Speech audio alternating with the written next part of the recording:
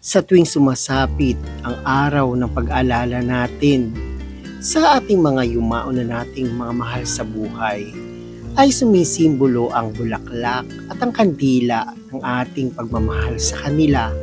Kaya huwag nating kakalimutan o bigyan ng puwang sa ating mga buhay na ang pag-aalala natin sa kanila ay patuloy habang tayo ay nabubuhay. Kasi dito sa pamamaraan na ito, ating nakalakihan na. Pero kung tayo ay tunay na nagmamahal, binibigyan natin sila ng importansya sa panahon ng ating pag-aalala sa kanilang mga iniwang na pagmamahal at iniwang mga legacy sa ating buhay. Ayan ang aking ikukwento ngayon dito sa aking My Journal in Motion sa Love Life Me, Myself and I dito sa Alexander YouTube channel. Kaya kung hindi pa kayo nakasubscribe, subscribe na kayo para parati kayong updated sa aking mga ganap. Kaya sa edad kong ito, nakalakihan ko na ang pagpunta at pag-alala sa aking mga mahal sa buhay. Siyempre, diba, nandun ang aking lola, lolo, ang aking mga tiyuhin, at higit sa lahat, ang aking tita at ang aking nanay Peyang. Kaya sa munting bulaklak at kandila, dito natin na ipapadama ang ating pagmamahal. Kaya ito nakalakihan ko na at nakaugalian. Pero syempre, naisa puso ko na ito kasi 'di ba ang pagmamahal naman ay totoong pagmamahal ay nasa ating mga puso na kusa natin itong ginagawa dahil sa pag-aalala natin sa kanila sa tuwing araw ng mga yumao nating mga minamahal sa buhay.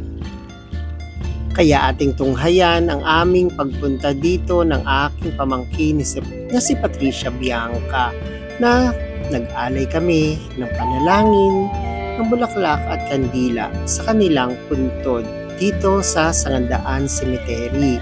Kaya kayo din, i-share nyo din kung ano ang inyong ginawa ngayong All Saints Day sa pagpapakita ng ating mainit na pagmamahal kahit sila ay nasa kabilang buhay na.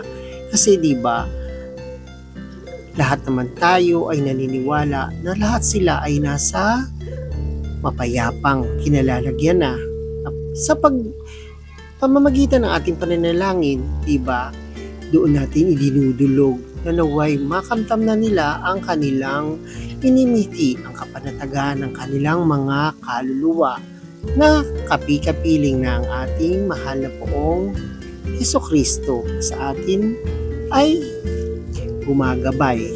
Mapabuhay man tayo o mapasumakabalang buhay, tayo ay ginagabayan ng ating Panginoon para makamtam natin at marating ang kanyang kalooban.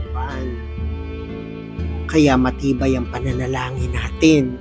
Kahit buhay naman tayo, diba, humihingi tayo ng gabay dito sa ating paglalakbay, sa ating buhay na ating ginagalawan. Kaya pag sumakabilang buhay naman, tulungan din natin silang maitawid ang kanilang espiritu para sa kapanatagan at ikapapanuto nito.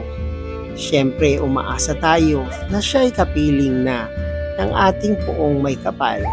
Dahil dito napapanatag ang kanilang espiritu sa bawat bigkas natin ng pananalangin sa ating poon at sa ating Diyos na sa atin ay lumikha.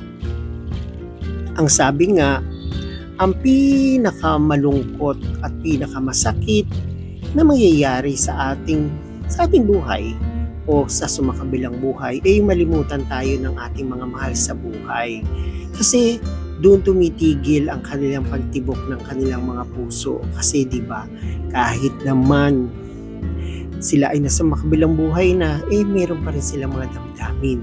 Tumitibok pa rin ang kanilang pagsidhi ng pagmamahal nila sa atin at paghingi ng panalangin. Kaya wag nating kaliligtaan, parati tayong mananalangin para sa ikabubuti at ikapapayapaan nila.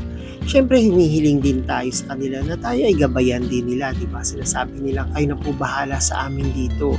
Kasi lahat tayo ay nakikipaglaban pa sa buhay nating ito. Kaya humihingi tayo ng kanilang panalangin at syempre, pinapanalangin din nga natin sila para sa kanilang kapanatagan. Kaya ayan ang aking isinare sa inyo, ang pagpunta namin ngayong Undas 2025 ng aking pamangkin na si Patricia Bianca na naipapakita natin sa kanila sa pamagitan ng panalangin, bulaklak at kandila na idadaos natin at na ipapadama sa kanila ang ating pagmamahal. Kaya thank you for watching and God bless. Please don't forget to subscribe and share and like on my YouTube channel. Thank you very much and please pray for our loved ones, to our beloved na sumakabilang buhay na.